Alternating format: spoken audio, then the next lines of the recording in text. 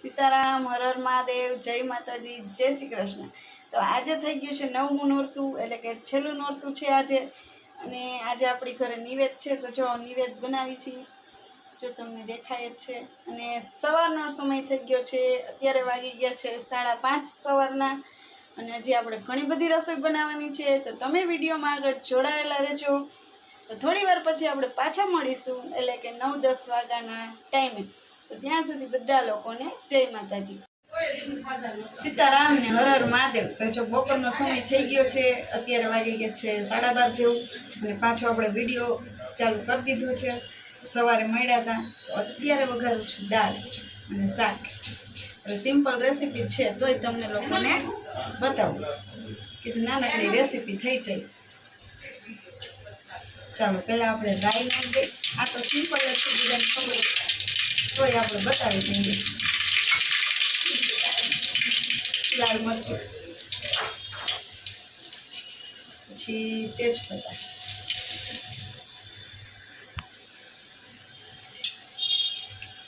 લવિંગ બાદિયા, થોડા મસાલા બધા,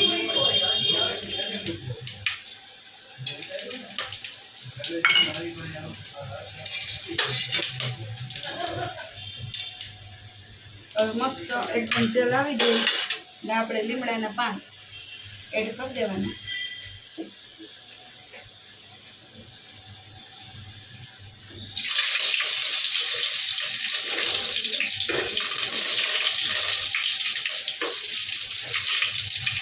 હવે જે આપણે આમાં લીલું મરચું ને ટમેટું ઝીણું ઝીણું કટિંગ કરી નાખ્યું છે, એટલે આગળ કટિંગ ગયું। પેલા હવે દાળ વઘારવા માટે પેલા ટમેટું મરચું સાતળી લેશું।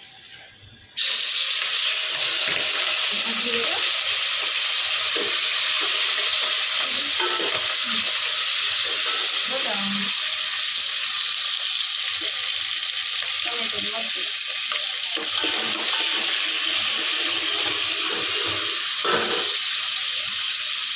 દાળમાં મીઠું વાપવા નાખી દે, હવે થોડુંક હળદર અને ચટણી એ બધું નાખી દેવાનું। આમાં રાખી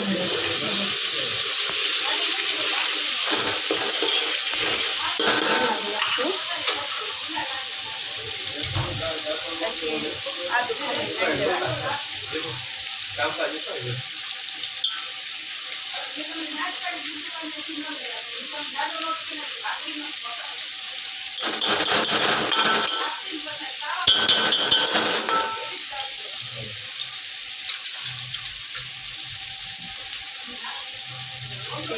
લીંબુ રસ એડ કરી દેવાનો।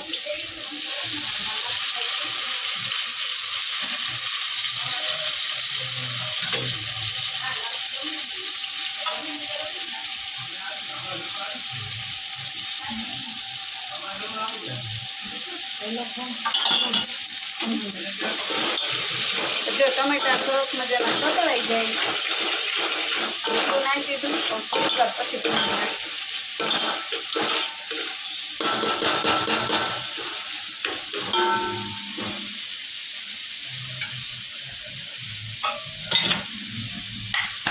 જો આ દાળ એડ કરી દીધી, બાફીની દાળ।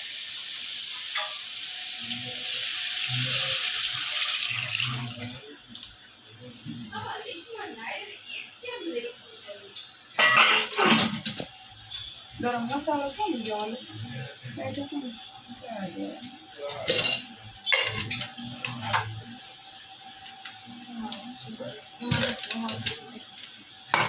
સુગર ખાંડ એડ કરી દઈ, ખટાશ ગળાશ બે જે ઘરમાં ખાતા હોય એ મુજબ।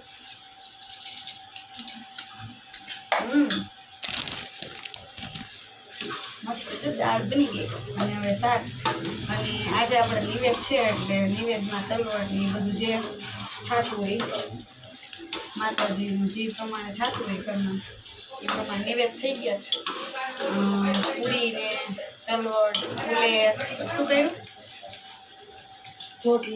ચોટલા ઘણા બધા નિવેદ છે। 22 ખીચડી, ભાત 22 જાતના અલગ અલગ।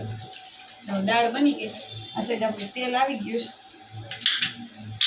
ત્યાં સુધી દાળ ભલે ઉકળે. હવે ઉકળી ન કરી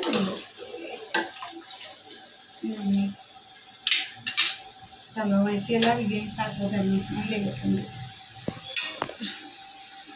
પેલા રાઈ એડ કરી દઈ.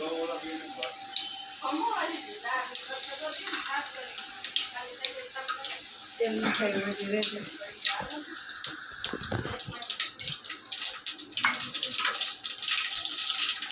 રાઈ એડ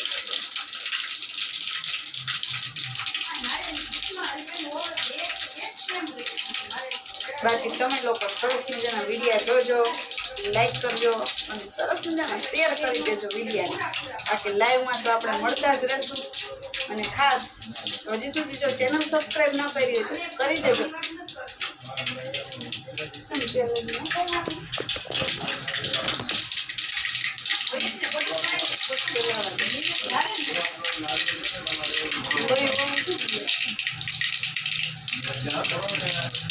મીઠા લીમડાનું પાણી.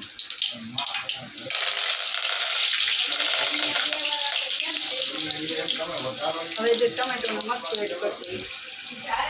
આગે રીતે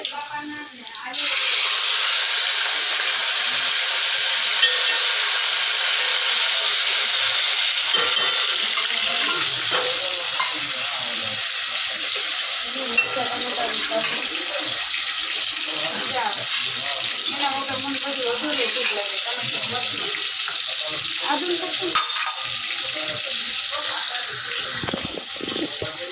બટેટાનું શાક હોય એટલે આદુ નાખવાનું.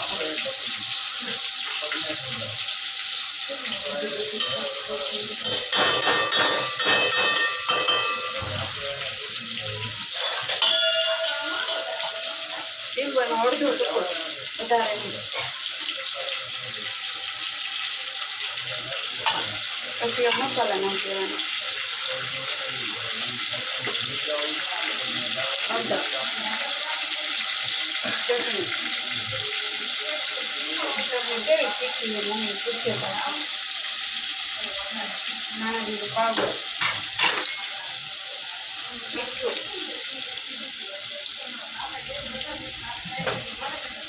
પછી આ ગ્રેવી મસ્ત મજાની ચડી જાય પછી નાખવાના બટેટા.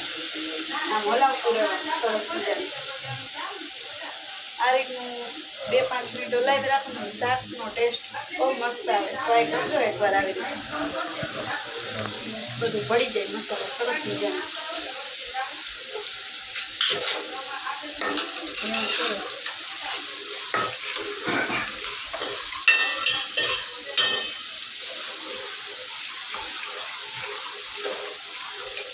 ચટણી કેવી તીખી તીખી છે ચટણી. ચટણી તીખી છે ના મોરી છો બીજું કાશ્મીર ચખાયા એમને કાશ્મીરી મરચું છે નથી આમ જ લાલ થાય. આવે ને હા તો વાંધો નહીં.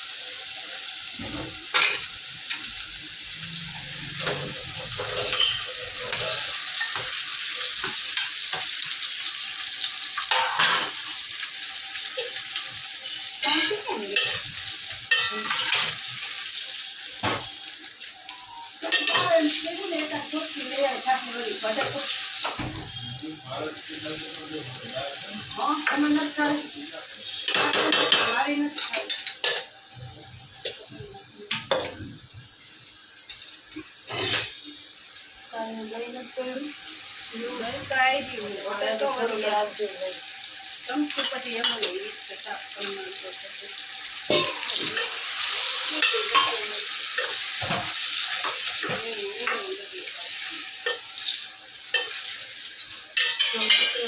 શાક હવે ચડવા દેવાનું 5 મિનિટ.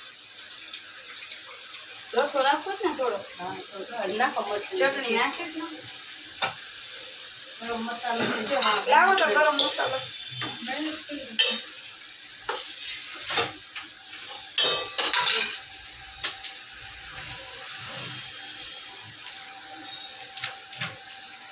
મહાલક્ષ્મી ગરમ મસાલો.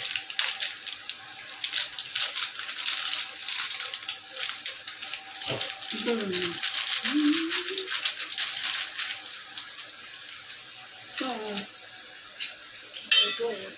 હા તો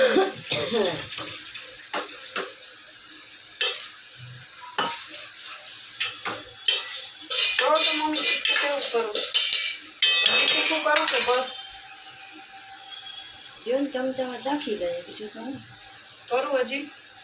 તમે કીધું જો ચાખી લે દાળ મોરી મને મીઠે મોરું લાગે તમે ચાખજો મને તો હવે મોરું જ લાગશે મીઠે મને તો મોરું જ લાગશે તમે ચાખજો જીવાને ચાખશે. મને મોરું મીઠું ખારું બહુ અતિશય ખારું હોય ને તો જ ખાવું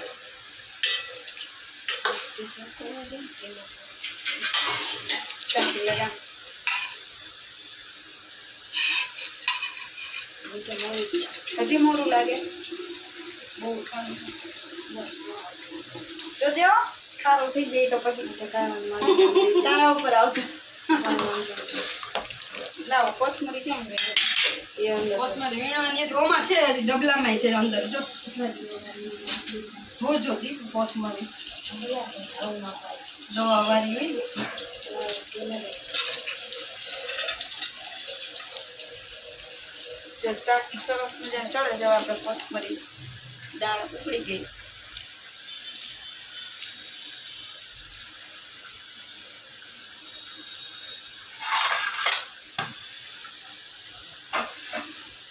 અરે કેમ ઉડે કેતી?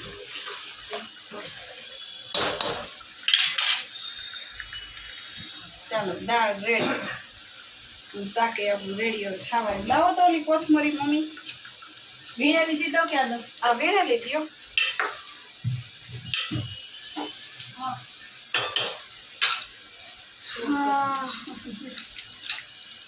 દાળ ને શાક રેડી, બધા નિવેદ રેડી. હવે જમી લઈએ.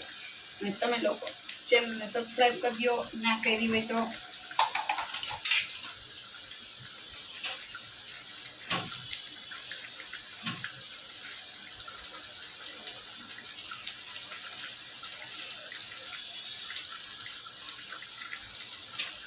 ચાલો આપણે વિડીયોને એન્ડ કરી દઈએ.